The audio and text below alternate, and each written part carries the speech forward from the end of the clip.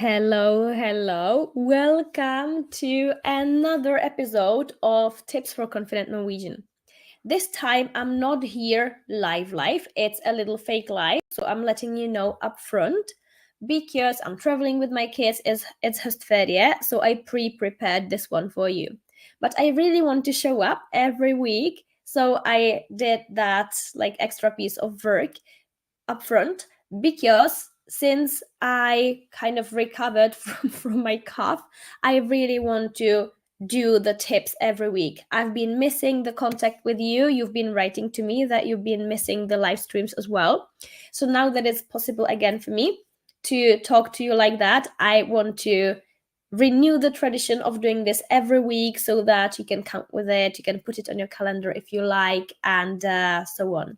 So feel free, even though this is pre-recorded, feel very free to leave any comments below, to put any questions below. I will be checking, I'll get back to them, and I will reply to all of them. I don't have the capacity this week in particular to be streaming like this, but I do have the capacity to reply to your comments. So just keep them coming. If you have any questions, any requests for future topics, let me know about all that stuff. I'll really appreciate it. And today's topic, the topic of this episode is jumpstart your Norwegian with høstkos. I think all of us know what høstkos would be, right? But in case you don't know, kos or koseseg, right? It's like hygge in Danish, actually. It's the same kind of concept.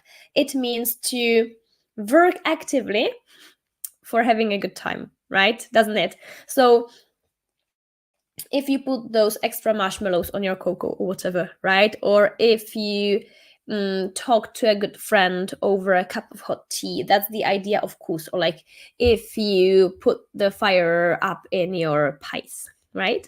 Things like that are koselig. So I think that the autumn, høst, is the perfect time, the perfect season for kos. And I also think that the autumn is the perfect time for starting a new challenge, to learn something new, to build a skill, to put up a goal and to go for it.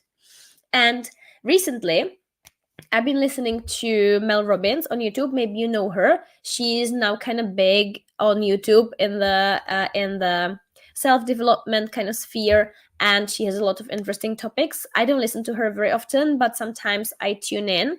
And she was speaking about this, how the autumn, in her opinion, and I agree completely, is the perfect timing to make a change, that it's much better than the New Year's Eve, which is a bit artificial. But when the autumn hits, you have all these changes and all things starting, right? Kids go back to school. So suddenly, if you have kids, you have more time on your hands, right? It's a different routine than the holidays. And you see them walking to school and come back with like homework and stuff like that. So it's a change. The weather changes suddenly. And it keeps you more indoors, maybe, even though this year in the south of Norway, where I live, we've had a very nice kind of Indian summer in a way. It's like 2 days of complete rain and a disaster, and then beautiful sun and all these colors. So it's been changing. But typically, as we go into the autumn, you get like more rain and more gray days, and it's a little depressive on the one hand, but on the other hand, it keeps you indoors and it makes you more interested in like reading and listening and even studying, right? So that's that. And also the academic year starts, and if you live in a city where there is a university, you see all these students going there, and the library is full of the students and whatever. And I'm around the campus a lot, so I see more students than a normal person would. But still, if you take like a metro line or a bus that goes around the university or something like that, you see all these students and they are all motivated, and there's the energy of the start of the academic year in the air, and everything else around changes as well. It's the leaves on the trees, and it's everything, and it kind of tempts you to go within and to enjoy a bit of kos. And like these things, they come naturally when autumn hits. It's a big change from the summer and into the autumn. So that's one factor, right? This external motivation, this environment that makes it easier than during other parts of the year to maybe set a challenge for yourself, or to set a goal, or to make a new plan, or to work on your timetable in general and put some study sessions in, or to maybe decide that you want to build a new habit, right? Because successful language learning, that's a set of habits in place that you are doing automatically, so that you then don't forget, or you don't have to exert a lot of willpower every single time to push yourself to do it. The best thing is to have habits in place, and the autumn is a great time, in my opinion, to work on building these new habits and having that as your goal. All right. Now, as I was saying, and this is something quite personal for me, I have it like that, but I know many other people do as well. The autumn can be so cozy, right? It gets a little chilly, you have all these maybe rainy days and all that, and I'm just like, let me make a nice big mug of hot tea, or maybe even like the pumpkin spice latte, whatever it might be, whatever floats your boat, right? Even if you like into cream and marshmallows on top, do your thing. I'm not a nutritionist, I'm a Norwegian teacher. In terms of your Norwegian, this might be a good thing, right? And if you manage to hook your Norwegian studies on this course that you are tempted to do in the first place, you will benefit greatly from that, because this will build in positive associations to the Norwegian studies. Because if I say studying Norwegian, or having a study session, learning Norwegian, what is your immediate association, right? What is it? And for many people, there might be a bunch of negative associations. And negative associations, of course, breed negative emotions around the thing, around doing the thing. And it kind of changes your perception around the thing itself. What do you associate it with, right? And for studying Norwegian, the associations could be like a textbook that you don't like, maybe. Yeah, it's like boring, it's hopeless. You're like, oh Jesus Christ, and the same stupid story or whatever like that. It's boring. Or maybe you associate it with sitting in class, and there are like hard chairs, or you don't like your classmates in particular, or it's late at night and you're always tired, right? It might be that. It might be that you think of grammar and vocabulary studies, and you're like, oh, there's a lot of this grammar going on. I never quite understand it. I feel stupid. And that's your association. That's what studying Norwegian means to you, right? And you can give it a thought, reflect a little bit, and be like, okay, when I am thinking I should improve my Norwegian, I should study Norwegian more. Okay, should, right? I always recommend to think I want to rather than I should, because I should also breeds shame and those kind of feelings. But even if you're thinking I should, what is it that you are imagining that you should be doing in practice? What does it look like? What does learning Norwegian look like in your mind? Is it sitting in class and doing something that's boring and the chair is hard and it's not nice at all? Or is it, and this is what I have associated with studying actually, because when I was studying something for the last time, I already had a kid. So when I needed a focused study session, I need to leave the kid with my partner. I was like, this is me time, right? So I went to do the studies, but I was interested in the thing I was studying, mostly, in most of the subjects. And I liked it. I thought of it as me time. So I went to the library so that I disappeared from home, right? I bought myself a nice cup of coffee, and I was like, no, skal jeg kose meg, right? I'm going to create this kos kind of experience. And I managed to associate the studies with the kos. And this is a beautiful trick. If you can manage to do that, if you like, I would really like to have this pumpkin spice latte or whatever, but I don't have time because I have to study Norwegian, put them together. That's such a great chance, right? Go to that cafe, take a book or whatever, take maybe a textbook, even if that's your thing. Take your laptop with that online platform when you're doing exercises and be like, I'm gonna sit here for an hour. This is an hour of me time. Reframe it for yourself. And the autumn, it just lends itself so beautifully to this me time thing, to this course, right? Choose a nice cafe that you really, really like and be like, this is a date for me and myself, right? And I'll be doing this Norwegian thing because I want to, because I have decided to improve my Norwegian. I want to study more. I want to look at this grammar, or I want to watch this TV series and I cannot find the time for it. And now there is the date for me. This is the time. This is the me time. Yeah. For me, this reframe is a deal breaker. Or not a deal breaker. That's not what I want to say. I want to say a game changer. If I don't do it, that's the deal breaker, right?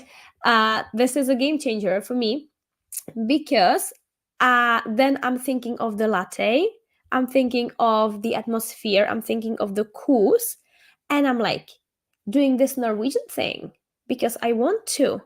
That's actually cool. I like that. Yeah, I like that. For me, it's easier than for most people because I actually like languages, right? But even if you're not the workbook kind of person, like I even enjoy filling in those exercises. I like that. I buy a nice pencil, and many of my students do that as well, for that matter. That if you like that kind of thing, why not make a point of it that you get yourself a nice pen, a nice pencil if you enjoy that kind of stuff. You get yourself a very nice notebook that you enjoy looking at, enjoy opening, and enjoy writing into.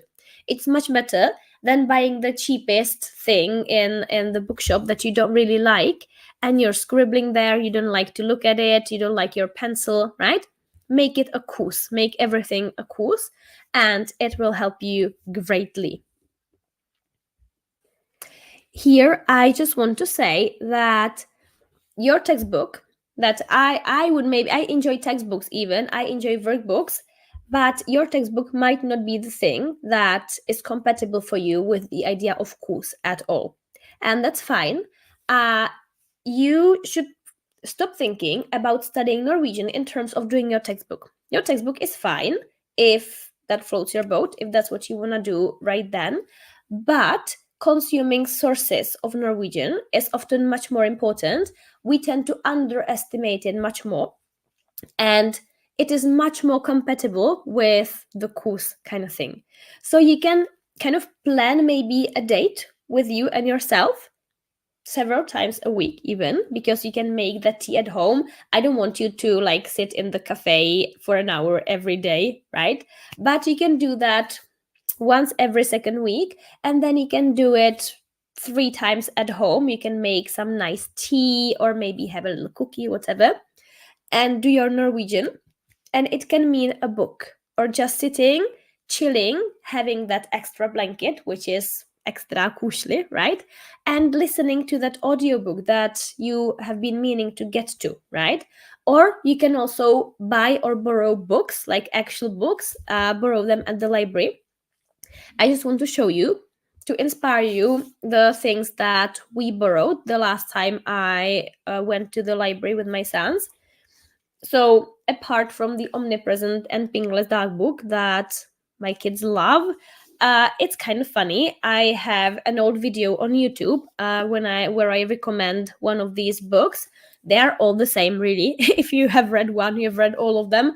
But that's good, again, because the spaced repetition on your vocabulary is really, really useful.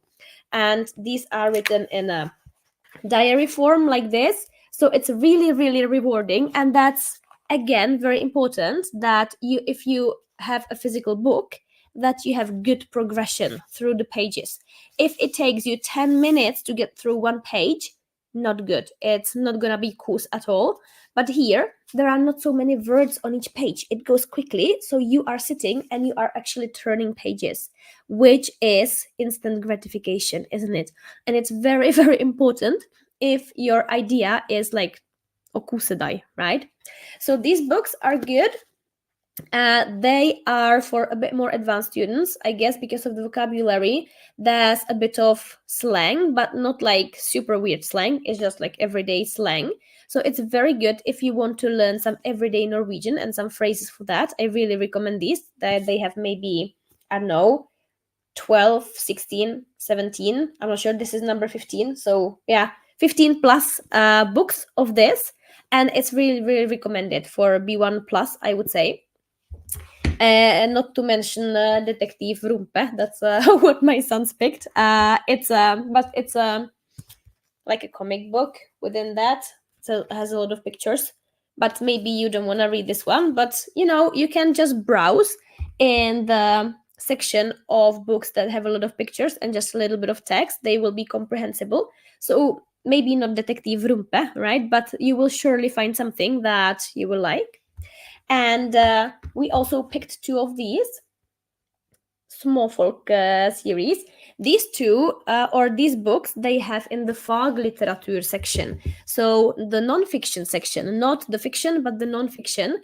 That's a good tip in general, to have a look in the non-fiction section as well, because there might be a topic that interests you. I really like these books. They have a lot of fun facts. It's super simplified. It's for kids, but I learned new fun facts from these, so I really like them. I have made a separate video about these books that I really recommend, this series. It's going to pop up on my YouTube, or hopefully it has popped up there already.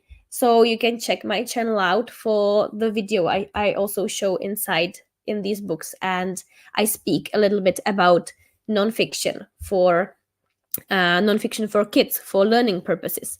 So that's a recommendation on its own. Check out my YouTube channel, right? So final word. I won't be keeping you long today. This is going to be a brief one.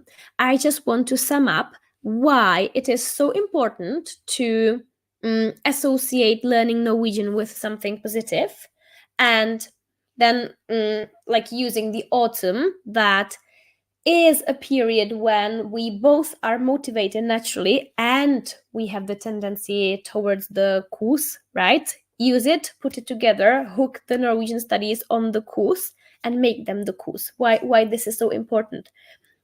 Apart from the obvious that like doing something nice is much better than doing something not nice, right? But from a more analytical point of view, this is very good for habit building. So for example, you should read and you should listen more to Norwegian sources. And it's very difficult to find the time for it, right? But if you associate it with something positive, it's going to be much more simple to maintain that habit. Yeah. If the habit is a pain in the ass, then it's much more difficult to actually do it. If it's something pleasant and you tend to look forward to that whole cluster of things, much better. So for example, right now, I don't even mind to tidy up the living room after my kids have gone to bed, because I listen to a podcast every single time and I'm like, this is actually me time. You know what? I don't mind tidying up. I just, I'm gonna take this me time. I'm gonna listen to it, yeah, or even prepare the lunch boxes. I still do mind preparing the lunch boxes, to be honest, but it's so much better if I can listen to something and I'm like, this is not actually wasted time, like I like this. So so that's one thing for the habit building, right? It's very, very useful for habit building. The other reason why it's very, very important to hook the Norwegian thing onto something pleasant and make it into a pleasant thing is the affective filter. And I discuss the affective filter a lot in my videos. You can browse back a little bit and surely you will find a more thorough explanation of what that is. And if you want me to talk more about it, also let me know under that you would like a video about the affective filter maybe, and I can make a separate one if I see that people want that, right?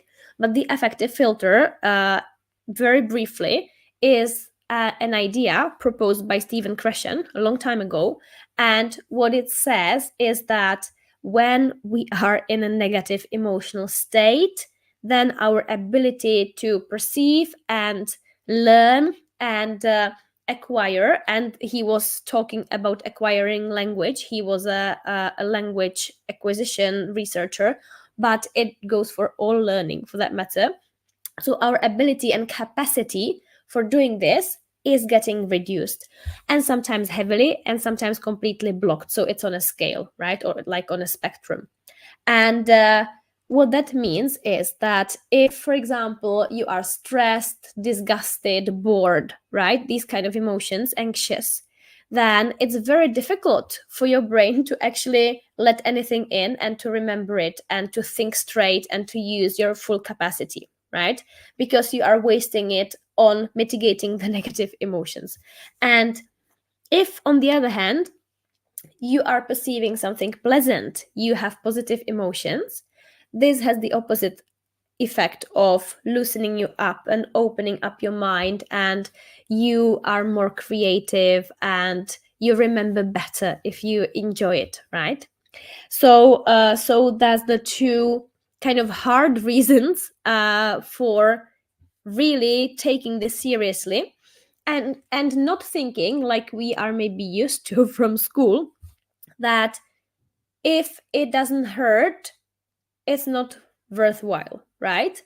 Of course, learning kind of hurts. So we have to go in there, we have to step into some kind of discomfort so that we create new connections in our brain. That's obvious. But this is more like this is the effort that we have to put in. This is like daring outside of our comfort zone. That goes for speaking a lot, right? It's not kind of sitting back in our hole, but like getting out there and doing something. That's true, but that's something different than being in the state of disgust or constant anxiety or fear of failing terribly. Like these kind of emotions, boredom as well. Yeah, these are different from just the discomfort of really doing it and really trying. So I think we all understand what the difference is and what it feels like. Yeah. Okay, so that was it. I won't be keeping you much longer today. Let me know under what you think of kos, if you like to kose deg in the autumn, if you have the natural tendency.